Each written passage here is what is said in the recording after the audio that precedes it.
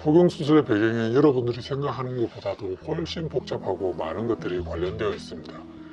대표적인 건 종교죠. 포경수술이 원래 유대교와 이슬람교의 종교에서 기인한다는 사실을 이제는 아는 사람들이 많습니다. 그 외에도 아프리카 일부 부족이나 호주의 원주민 등은 관습적으로 했다고 합니다. 할례라는 말도 있고 포경수술이라는 말이 있는데, 이제 할례는 종교적 혹은 관습적 의식으로 생식기 일부를 자르는 걸 뜻하고요. 포경수술은 이 할례에다가 의학적인 포장을 입힌 것이 포경수술인 것이죠. 유대교는 종교적 의무로서 생후 7일부터 할례를 받는다고 합니다. 모든 유대인 아버지는 아들에게 할례를 시켜야 될 의무가 있고 안 시키면 처벌을 받습니다. 종교법으로. 그리고 13세가 되어도 할례를 안 받으면 할례를 받지 않은 남성 본인도 처벌을 받습니다. 그리스 로마 시대에는 이런 할례가 문제가 돼서 금지를 시켰고 심하면은 사형까지 시켰다고 합니다. 중세 스페인에서도 유대교에서는 이 할례 때문에 순교를 하는 경우도 있고요.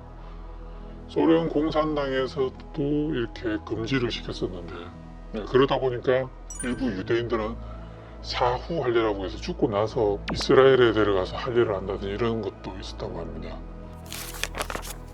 이슬람교 같은 경우는 종교적인 의무는 아니고 관습적으로 하는데, 사실상 거의 모든 무슬림 남성들은 모두 할례를 받는다고 보면 됩니다.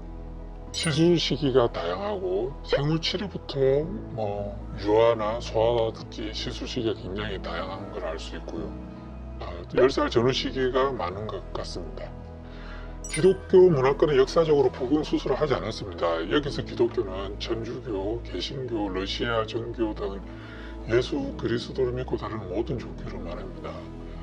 따라서 유럽과 러시아, 중남미 기독교 문화권에서 역사적으로 포경수술이 보편적이었던 적이 단 한 번도 없습니다.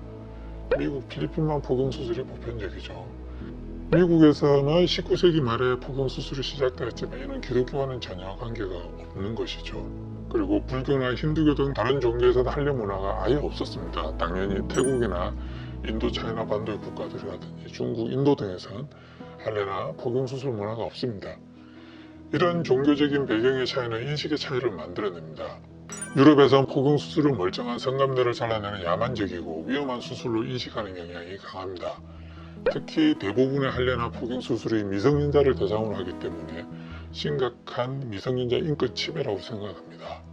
유대교와 이슬람교 문화권은 할례나 포경수술을 비판하는 것은 종교 탄압, 인종차별이라고 주장을 합니다. 또한 종교적인 문제를 이성적으로만 고려하는 것은 문제가 있다고 주장을 하죠.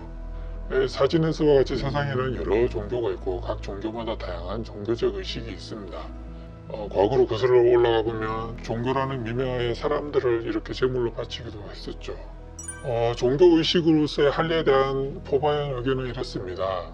미성년자들은 종교와 무관하게 신체 손상을 받지 않을 기본권이 있습니다. 따라서 명백한 장점이 없다면 미성년의 신체를 타인이 마음대로 자르거나 훼손해서는 안 됩니다. 유대교와 이슬람교에서 주장하는 것처럼 종교적 의식은 특별함으로 인정해 주어야 한다면 고대 마야 문명 등에서 했던 종교의식인 사람의 목숨을 바치는 인신공양 같은 것도 정당화되어야 한다고 반문하고 싶습니다.